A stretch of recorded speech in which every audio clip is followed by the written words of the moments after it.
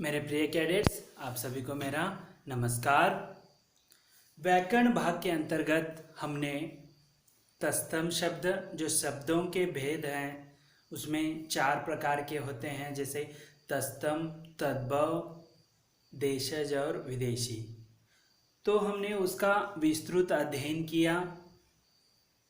उसी प्रकार आज हम उसके संबंधित जो प्रश्न, विकल्प सहित प्रश्नों पर आज हम विस्तृत चर्चा करने वाले हैं।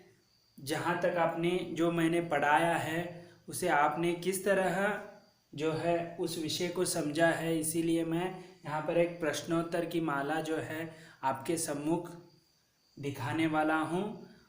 आप उसके सही उत्तर देने हैं। तो तत्सम शब्द यानी संस्कृत भाषा से जो शब्दों को ज्यों के त्यों हिंदी में प्रयोग किए जाते हैं उन्हें हम तत्सम शब्द कहते हैं। उसी प्रकार तद्भव शब्द यानी संस्कृत शब्द के जो भाषा के जो शब्द हैं उसे हमने थोड़ा बहुत विकसित या परिवर्तित कर लिया है, उसे तद्भव शब्द कहते हैं। तो प्रश्न किस प्रकार होते हैं, जैसे कि देखिए, एक शब्द दिया जाता है आम्र, यह इसका तद्भव रूप लिखिए, ऐसे कह सकते हैं। या आम का तत्सम शब्द क्या है, आम्र, ऐसे आपको कुछ प्रश्न जो हैं आ सकते हैं।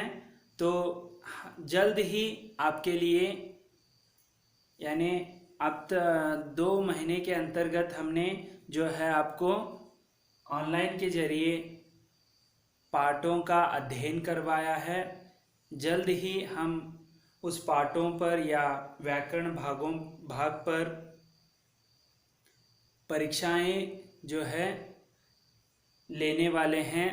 तो आप सभी जो भी हमने पढ़ाया है उसे अपने नोटबुक में लिख कर रखिए, ताकि उसे एक बार पढ़कर जो हम परीक्षाएं जो लेंगे उसे आप सही तरह से उत्तर जो है लिख सकेंगे।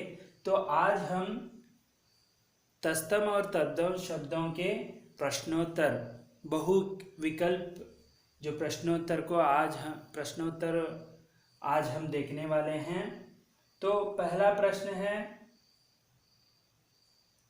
संस्कृत के ऐसे शब्द जिन्हें हम ज्यों का त्यों प्रयोग में लाते हैं उसे हम कहलाते हैं, क्या कहते हैं? जो ज्यों के त्यों संस्कृत के शब्दों को हम प्रयोग करते हैं उसे तो तत्सम या तद्भव या देशज या विदेशी।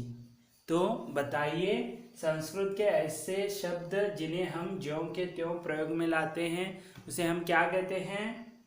तो इस 4 विकल्प में आपका उत्तर आपको पता है, तो इसका सही उत्तर है तत्सम शब्द, क्योंकि संस्कृत भाषा से ज्यों के त्यों हम उसका प्रयोग करते हैं। तो आपको समझ में आया। तो अब हम अगले प्रश्न की ओर बढ़ेंगे।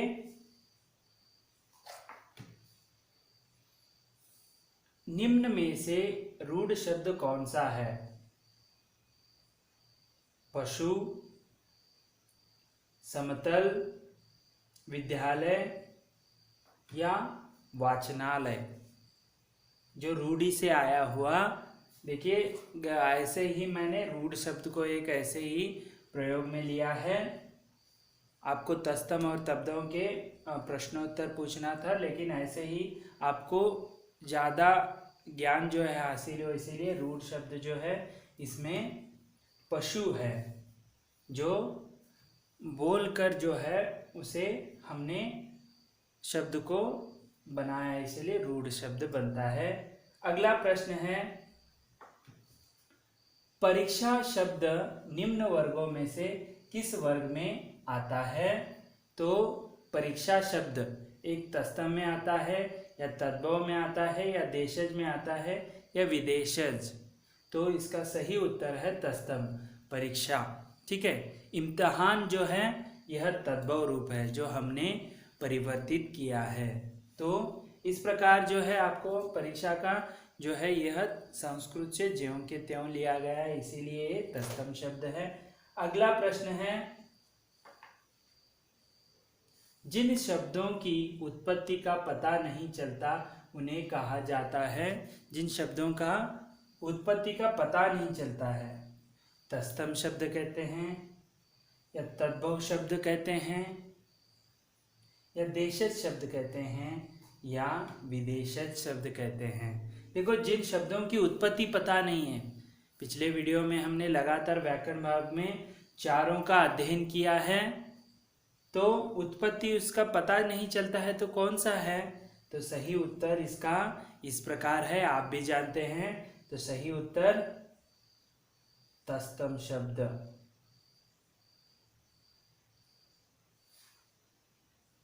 उसी प्रकार अगला प्रश्न है,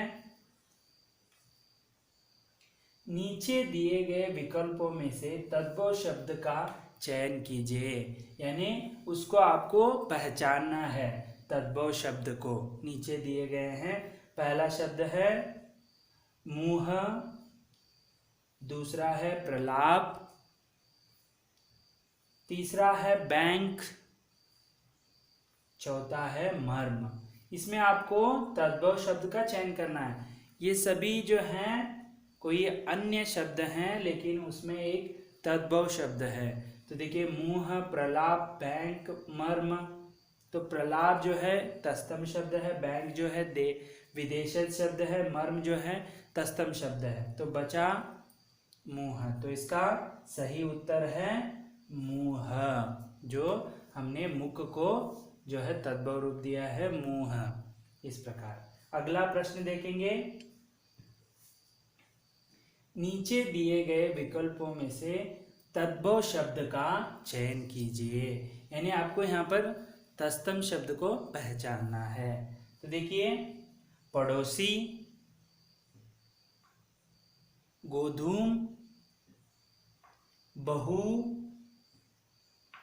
शहीद। तो आपको यहाँ पर जो है आपको तत्सम शब्द जो संस्कृत से ज्यों के त्यों प्रयोग में लाते हैं। तो पड़ोसी आपको जो है, मुझे लगता है आपको लगेगा यहाँ, तो इसमें सही उत्तर है बहू जो है तद्भव शब्द है, शहीद जो है तद्भव शब्द है, गोधूम तो यहाँ पर तत्सम शब्द हो गया गोधूम, जो संस्कृत शब्द से लिया गया है। अगला प्रश्न है, निम्न में से तत्सम शब्द का चयन कीजिए। तत्सम शब्द का चयन करना है। तो पहला है वर्षा, आंसू, बारात, चौथा है हाथी। तो इसमें सही उत्तर कौन सा होगा बताइए। तो तत्सम शब्द को चयन करना है, पहचानना है। तो इसका उत्तर इस प्रकार होगा, वर्षा। आंसू जो है तद्भव शब्द है, बारात जो है तद्भव शब्द है, हाथी जो है तद्भव शब्द है, वर्षा बारिश आप तद्भव शब्द कह सकते हैं, वर्षा जो है तत्सम शब्द है। अगला प्रश्न है, निम्न में से तत्सम शब्द छांटकर बताइए। छांटकर यानी अलग करना है तत्सम शब्द। यहाँ पर 4 आपको शब्द दिए जाएंगे, उसमें तत्सम शब्द को अलग करना है। अनजान दूसरा शब्द है, सच तीसरा शब्द है, पत्ता चौथा शब्द है, गोठक। तो इसमें जो आप देख सकते हैं, एक बार ठीक से पढ़ लीजिए। इसमें सही विकल्प है तत्सम शब्द का गोटक। अनजान जो है तद्भव शब्द है, सच वो भी तद्भव शब्द है, पत्ता भी जो है पत्र का पत्ता बन गया, ये भी जो है तद्भव शब्द है, गोटक जो है तत्सम शब्द है। अगला देखिए, यहाँ पर निम्न में से तत्सम शब्द छांटकर बताइए। तो यहाँ पर दाह, शिविर, रोशनी, अंधेरा। तो यहाँ पर इसका सही उत्तर है रोशनी जो है तत्सम शब्द है, बाकी सब जो है तद्भव शब्द कहलाते हैं। अगला प्रश्न है, निम्न में से तत्सम शब्द छांटकर बताइए। तो यहाँ पर आप देख सकते हैं क्षेत्र, छतरी, बहीन, खतरी। तो इसमें क्षेत्र जो है तत्सम शब्द है, बाकी जो हैं तद्भव शब्द हैं। आगे देखेंगे, निम्न में से तत्सम शब्द छांटकर लिखिए। पूरे आपको तत्सम शब्द जो है समझ में आए, इसलिए हम यहाँ पर उदाहरण जैसे कोसा, अगला शब्द है कुपात्र, काहिल, किसान। तो इसमें आपको सही विकल्प जो तत्सम शब्द का लिखना है, तो सही विकल्प है कुपात्र। जो सुपात्र यानी अच्छा पात्र, कु यानी बुरा का संकेत है। तो कोसा, काहिल और किसान जो है यह तद्भव शब्द हैं। कुपात्र जो है तत्सम शब्द हैं। अगला प्रश्न है, निम्न में से तत्सम शब्द छांटकर बताइए। फिर से आपको तत्सम शब्द को बताना है। तो यहाँ पर कारज, काम, कर्म और कर्म। तो इसमें चारों में से आपको तत्सम शब्द अलग करना है। तो इसका प्रश्न का सही विकल्प है कर्म, यानी काम कहते हैं। कारज, काम, कर्म ये सब जो हैं तद्भव शब्द कहलाते हैं। अगला प्रश्न है, अचरज का तत्सम शब्द है। अचरज जो है तद्भव शब्द है, उसका हमें तत्सम शब्द लिखना है। तो पहला विकल्प है आचरज, दूसरा विकल्प है आचार्य, आश्चर्य, चौथा विकल्प है आश्चर्य। तो इसमें से अचरज का तत्सम शब्द है, सही विकल्प है आश्चर्य। बाकी सब जो हैं तद्भव शब्द कहलाते हैं। तो अगला प्रश्न है, आज का तत्सम शब्द है। आज ये तद्भव शब्द है, इसका सही विकल्प जो तत्सम शब्द का हमें देखना है। पहला विकल्प है अजम, आजम, इदम, अध्य। तो इसका सही दो तत्सम शब्द है, सही विकल्प इस प्रकार हैं। अध्य जो है तत्सम शब्द है, जो संस्कृत से भाषा से ली गई है। बाकी सब जो है तद्भव शब्द हैं। अगला प्रश्न है, केला का तत्सम शब्द है। केला का तत्सम शब्द है, इसके विकल्प हैं केलक, केलकम, केलकम, कदली, कदारलिक, कदलिकम। तो इसका सही विकल्प इस प्रकार है कदली जो है सही है। मैंने पहले भी वीडियो में आपको इसके बारे में जिक्र किया है। केले का तत्सम शब्द है कदली। अगला प्रश्न है, आसरा का तत्सम शब्द है।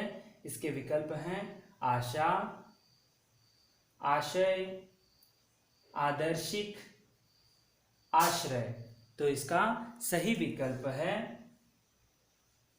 आश्रय जो है तत्सम। आसर का सही तत्सम शब्द है आश्रय। अगला प्रश्न है,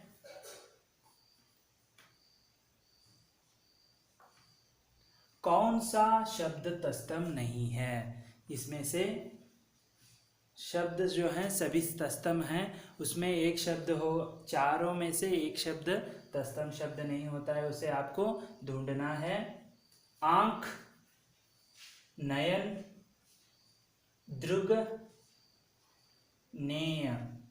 तो इसमें 3 शब्द तत्सम हैं, एक शब्द जो है तद्भव है।